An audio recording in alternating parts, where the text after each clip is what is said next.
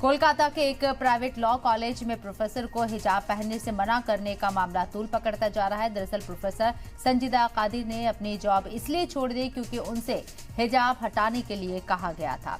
College इंतजामिया ने email के जरिए उनको नोटिस दिया था कि वो दुपट्टा पहन सकती हैं लेकिन हिजाब नहीं पहन सकती हैं और अब ये मामला तूल पकड़ता जा रहा है। आपको बता दें कि ये पूरा मामला उस वक्त सामने आया है जब कोलकाता के एक प्राइवेट लॉ कॉलेज में प्रोफेसर को हिजाब पहनने से मना करने के मामले ने तूल पकड़ा। दरअसल यहां प्रोफेसर संजीदा कादिर ने अपनी जॉब इसलिए छोड़ दी क्योंकि उनसे हिजाब हटाने के लिए कहा गया था।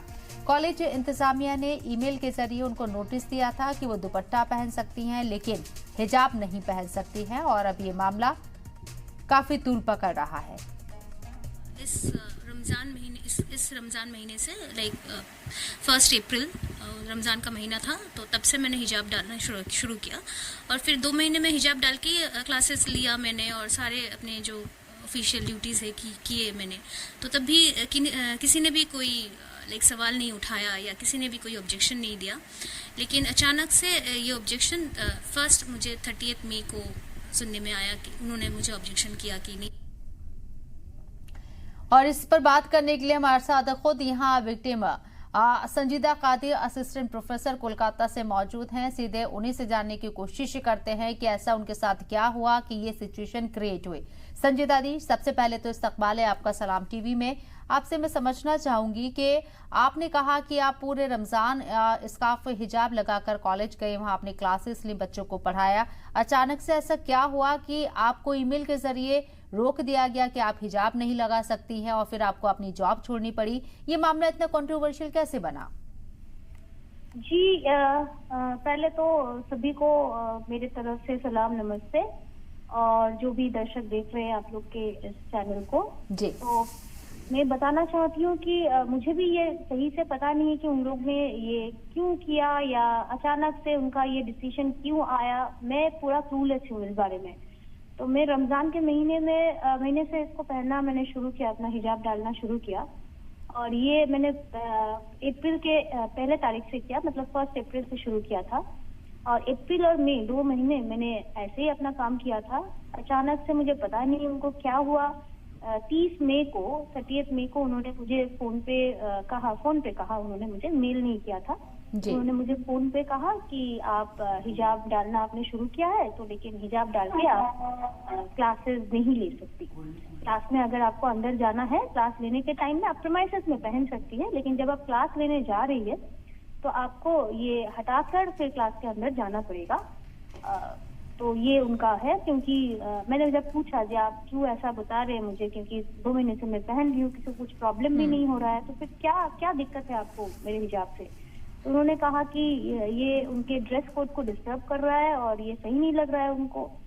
तो तब तक हालांकि कुछ ऑफिशियल हम लोग का ड्रेस कोड फिक्स नहीं किया गया था, तो मैंने वो भी उनसे बोला कि अभी फैकल्टी लोग के लिए तो कुछ ड्रेस कोड है, ऐसा मैं नहीं जानती हूँ, आपकी तरफ से तो ऑफिशियली ऐसा कुछ नहीं है, तो फिर कैसे आप मुझे मतलब कौन सा ड्रेस कोड को मैं डिस्टर्ब कर रही हूँ? तो ये सब बोलने के बाद वो माने नहीं और वो अपने पॉइंट में डटे रहे कि नहीं वो अलाउ नहीं करेंगे। संजीदा, कभी ऐसा हुआ कि इस दौरान आपके हिजाब पहनने से स्टूडेंट को या आपके साथी जो हैं टीचर, उनको किसी तरह की दिक्कत हुई हो और उनके जरिए इस बात को उठाया गया हो, इसे इशू बनाया गया हो? ऐसा कभी आपको महसूस हुआ?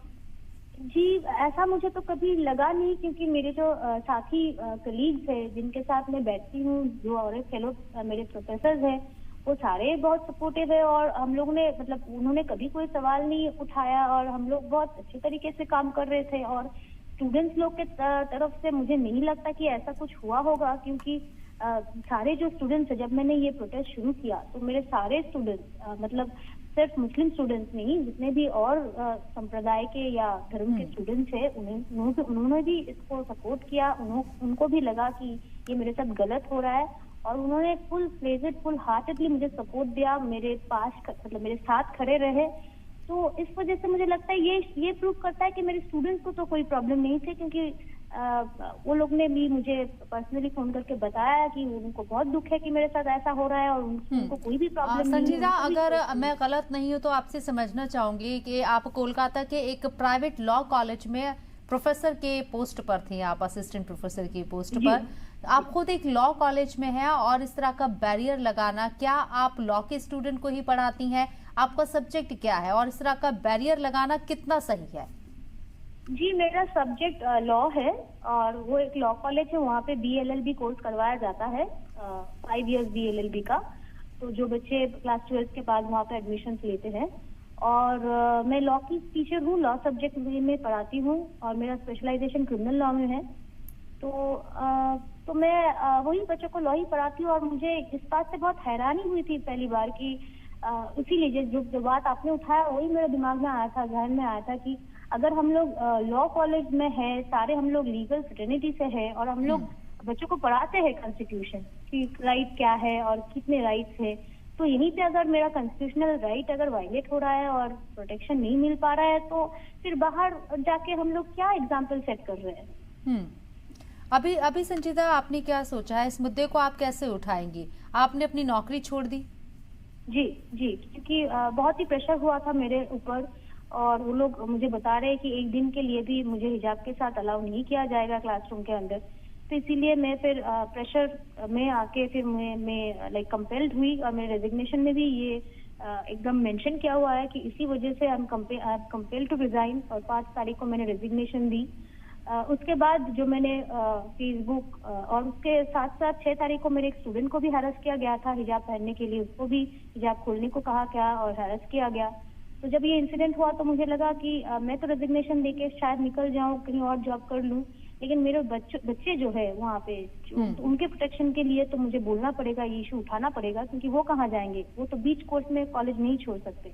तो मैंने डिसाइड किया और मैंने फेसबुक पोस्ट डाला जिसको बहुत ही लोगों ने सपोर्ट किया और इस वजह से इतना हाइप मिला उसको। सारे लोग, इतने सारे लोग, देश भर के लोग हमारे प्रोटेस्ट से जुड़े, मेरे साथ बने रहे।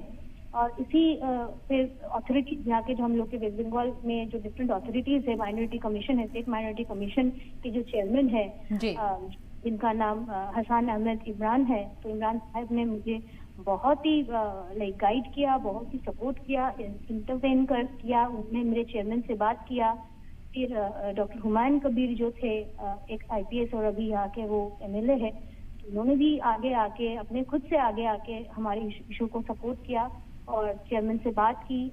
इन सारे लोगों के इंटरवेंशन से एक रास्ता मिला कि चेयरमैन लोग लाइक मेरे कॉलेज अथॉरिटीज जो है वो फिर कॉन्स्टिट्यूशनल राइट उनको समझाया गया और कॉन्स्टिट्यूशन के आगे तो सारे को झुकना पड़ता है, और कॉलेज अथॉरिटी को भी झुकना पड़ा कॉन्स्टिट्यूशन के सामने। और इस वजह से उन्होंने मुझे एक मेल किया कि वो हमें अलाउ कर रहे हैं कॉलेज में, आज से अलाउ करने का बात था। और है जो दुपट्टा या चूड़नी भी से मैं उसके हेड साथ, अगर आप शायद आवाज ना उठाती तो आपने नौकरी से तो हाथ धो ही दिया था, और ऐसी दिक्कतें और लोगों के साथ भी क्रिएट होती रहती। बहुत मजबूती के साथ आपने अपना स्टैंड लिया।